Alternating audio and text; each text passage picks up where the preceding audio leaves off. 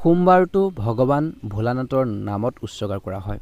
সোমবাৰে ভগৱান শংকৰক মহাদেৱক সকলো নিয়মৰ সৈতে পূজা কৰা হয়। ভক্তসকলে সোমবাৰে উপবাস কৰি ভগৱান শিৱক আন্তৰিকতাৰে পূজা কৰে।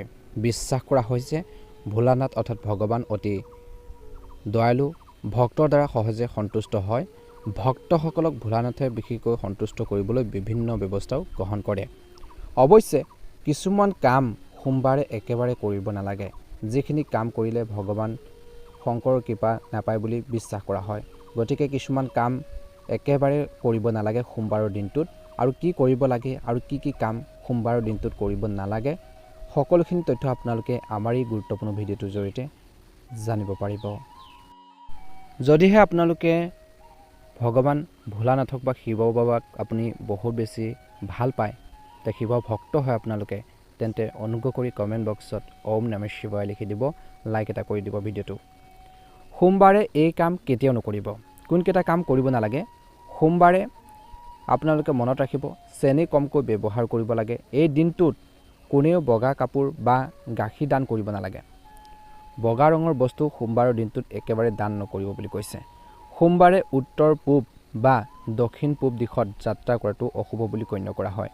যদি এই দিনটোত যাত্ৰা কৰাৰ প্ৰয়োজন হয়, তেন্তে বিপৰীত দিশত কেইখোজমান খোজকাঢ়ি আৰু এই দিশবোৰৰ ক্ষেত্ৰত আপুনি যিটো দিশত যাত্ৰা কৰিব বিচাৰিছে সেই দিশবোৰৰ ক্ষেত্ৰত যাত্ৰা আৰম্ভ কৰিব পাৰে, ভাল হ'ব। সোমবাৰে মনত ৰাখিব, পিতৃ মাতৃৰ লগত তৰ্ক কৰিব নালাগে। পিতৃ মাতৃৰ লগত তৰ্ক পেচাল, হাই কাজিয়াত আপোনালোকে কেতিয়াও লিপ্ত হ'ব নালাগে। ঘৰখনৰ মানুহৰ লগত তৰ্ক পেচাল কৰিব নালাগে। এই দিনটোত আপোনালোকে নিশ্চিতভাৱে আপোনালোকৰ পৰিয়ালৰ, বিশেষকৈ যি আপোনালোকৰ জ্যেষ্ঠ লোক আছে, যি বয়সীয়াল লোক আছে, তেওঁলোকক বিশেষকৈ সন্মান কৰা উচিত। সোমবাৰে নিজৰ বিশেষকৈ আৰাধ্য দেৱতাক পূজা নকৰাটো আপোনালোকৰ বাবে অপমান বুলি গণ্য কৰা হয়, তেওঁলোকক অপমান বুলি গণ্য কৰা হয়। গতিকে সোমবাৰৰ দিনটোত মহাদেৱক পূজা কৰক বা আপোনালোকৰ নিজৰ আৰাধ্য দেৱতাক আপোনালোকে পূজা কৰক। ইয়াৰ বাবে ব্যক্তিজনে বহু ধৰণৰ সমস্যাৰ সন্মুখীন হ'বলগীয়া হয় বুলি কৈছে, মনত ৰাখিব। সোমবাৰে ৰাহুকালত ভ্ৰমণ পৰিহাৰ কৰক বুলি কৈছে। ৰাহুকাল যদি চলি আছে, সোমবাৰৰ দিনটোত আপোনালোকে ভ্ৰমণ পৰিহাৰ কৰক। আৰু এই সময়ছোৱাত কোনো ধৰণৰ আধ্যাত্মিক আৰু শুভ কাম নকৰিব, যি সময়ত ৰাহুকাল চলি থাকে। শনি গ্ৰহৰ লগত জড়িত খাদ্য আৰু আপোনালোকৰ কাপোৰ সোমবাৰে পৰিধান কৰিব লাগে বুলি কৈছে। এই দিনটো সৰিয়হৰ সেউজীয়া, কলা তিল, টেঙা শাক পাচলি আৰু কঁঠাল আদি খাব নালাগে বুলি কৈছে। লগতে কলা, নীলা, বাদামী আৰু বেঙুনীয়া ৰঙৰ কাপোৰ পিন্ধিব নালাগে বুলি কৈছে, মনত ৰাখিব। এই সোমবাৰৰ দিনটোত ভগৱান শিৱই হালধীয়া মিঠাইত ভোগ কৰিব নালাগে বুলি কৈছে। ভগৱান শিৱৰ নামত কেতিয়াও হালধীয়া মিঠাই আপোনালোকে দিব নালাগে আৰু কলা ফুলো আপোনালোকে আগবঢ়াব নালাগে বুলি কৈছে। তেনে কৰাটো অতি দুৰ্ভাগ্যজনক বুলি গণ্য কৰা হয়। সোমবাৰে কাৰো লগত কাজিয়া কৰাটো এৰক, নহ'লে ডাঙৰ সমস্যাত আপোনালোকে পৰিব পাৰে বুলি কৈছে। যদি কোনো ব্যক্তি ৰাশিফলত চন্দ্ৰৰ দোষ থাকে আৰু চন্দ্ৰই অসুবিধা দি আছে, তেন্তে মূৰৰ শিতানৰ ওচৰত, বিশেষকৈ খোৱাৰ ঠাইৰ ওচৰত বিশেষকৈ আপোনালোকে গাখীৰ বা পানীৰে ভৰা এটা পাত্ৰ লৈ শুব লাগে। ৰাতিপুৱা উঠাৰ পিছত এই পানীখিনি পিপল গছৰ গুৰিত ঢালি দিব লাগে বুলি কৈছে। সোমবাৰে কি কৰিব লাগে? এই দিনটোত শিৱলিংগক চন্দন, অক্ষত, গাখীৰ, গংগা পানী আৰু তিলেৰে অভিষেক কৰিব লাগে। অনুকূল ফলাফল লাভ কৰিবলৈ সক্ষম হ'ব, মহাদেৱ সন্তুষ্ট হয়। ইয়াৰ বাহিৰেও সোমবাৰৰ দিনটোত পাৰিলে মহামৃত্যুঞ্জয় মন্ত্ৰ জপ কৰিব লাগে। সূৰ্য উদয়ৰ সময়ত শিৱলিংগক বিশেষকৈ চুপাৰীৰ ৰসেৰে অভিষেক কৰিব লাগে, অনুকূল ফলাফল পাব।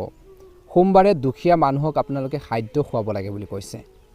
সোমবাৰে নিজৰ বিশ্বাস অনুযায়ী দান কৰক বুলি কৈছে। খাদ্য অনুসৰি বিশেষকৈ আপোনালোকে দুখীয়া মানুহক দান কৰক, ভাল হ'ব। ভগৱান শিৱক সঠিকভাৱে পূজা কৰাটো উচিত সোমবাৰৰ দিনটোত। সোমবাৰে শিৱ মন্দিৰত বিশেষকৈ এজনে ৰুদ্ৰাক্ষ দান কৰিব লাগে, ভাল হ'ব। লগতে মনত ৰাখিব, সোমবাৰে কি কৰিব নালাগে?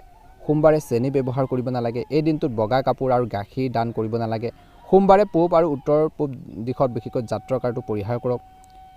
বাহিৰেও সোমবাৰে বিশেষকৈ তৰ্কৰ পেচাল কৰিব নালাগে। তামসিক খাদ্য খাব নালাগে, অৰ্থাৎ মাছ মাংস জাতীয় বিশেষকৈ খাদ্য খাব নালাগে। বিশেষকৈ আপোনালোকে কাকো অপমান কৰাটো উচিত নহয় বুলি কৈছে।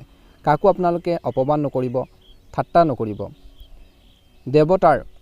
দেৱতাৰ ভগৱান শিৱ, দেৱৰ দেৱ মহাদেৱ অৰ্থাৎ ভগৱান শিৱই হালধীয়া মিঠাই ভোগ কৰিব নালাগে তেওঁৰ নামত, মনত ৰাখিব।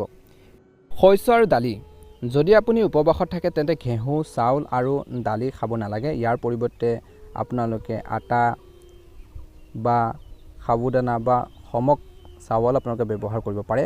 ভজা আৰু টেঙা খাদ্য উপবাস বিশেষকৈ কৰাৰ পিছত বেছিভাগে ভজা বা টেঙা খাদ্য খোৱাৰ পৰা বিৰত থাকিব লাগে। ই আপোনালোকৰ পাচনতন্ত্ৰত প্ৰভাৱ পেলাব পাৰে।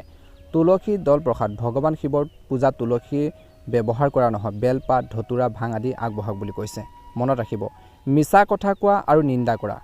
বিশেষকৈ যদি আপুনি ব্ৰত পালন কৰি আছে তেন্তে এই সময়ত মিছা কথা কোৱা বা কাৰোবাক নিন্দা কৰা পৰিহাৰ কৰিব লাগে। এই কৰ্ম কিন্তু আপোনালোকৰ যি ব্ৰত কামত নাহিব।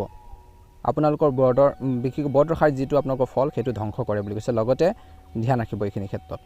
বৈবাহিক নিয়ম উলংঘা বিশেষকৈ এই আপোনালোকে ব্ৰতৰ সময়ত বিশেষকৈ জীৱনত সম্বন্ধ স্থাপন কৰিব নালাগে। চুলি আৰু দাড়ি কটা বিশেষকৈ যদি শাওণ মাহত আপোনালোকে ব্ৰত ৰাখে তেন্তে চুলি আৰু দাড়ি কটাৰ পৰা বিৰত থাকিব লাগে সোমবাৰৰ দিনটোত। খং আৰু গালি গালাজ ব্ৰতৰ সময়ত মনটো শান্ত কৰি ৰাখিব লাগে। কাৰোবাৰ ওপৰত খং নকৰিব, বেয়া শব্দ ব্যৱহাৰ নকৰিব আৰু কাৰোবাৰ লগত কাজিয়া নকৰিব। মন, বাক্য আৰু কৰ্মৰ পবিত্ৰতা বজাই ৰাখক বুলি কৈছে। বেঙেনা আৰু কিছু পাতল পাচলি যদি আপোনালোকে শাওণ মাহতো যদি আপোনালোকে ব্ৰত পালন কৰে তেন্তে বেঙেনা আৰু কিছুমান পাতল পাচলি সাধনত নিষিদ্ধ কৰিব লাগে, কিয়নো এই বতৰত বিশেষকৈ আপোনালোকৰ মহৰ প্ৰৱণতা থাকে।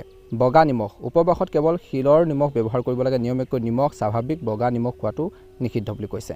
তামাকী খাদ্য বিশেষকৈ শাওণ মাহত যদি আপুনি ব্ৰত পালন কৰে সোমবাৰৰ দিনটোত বিশেষকৈ সোমবাৰৰ উপবাসৰ দিনত মাছ, মাংস, কণী একোৱে খাব নালাগে। এই মাহটো আপোনালোকৰ সম্পূৰ্ণ তাৰ্কিক বুলি আপোনালোকৰ গণ্য কৰা হয়, গতিকে ধ্যান ৰাখিব।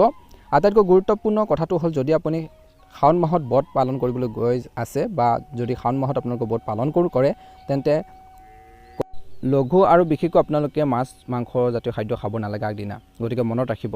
মহাদেৱৰ কৃপাত আপোনালোকৰ সকলোৰে মনৰ ইচ্ছাবোৰ পূৰণ হওক, দিনটো ভালদৰে পাৰ হওক। সোমবাৰৰ দিনটোত পালন কৰিবলগীয়া বা কৰিব নলগীয়া বিশেষকৈ যিখিনি কথা বতৰা ক'লোঁ সেইখিনি ক্ষেত্ৰত গুৰুত্ব দিব, নিশ্চয়কৈ ভাল হ'ব।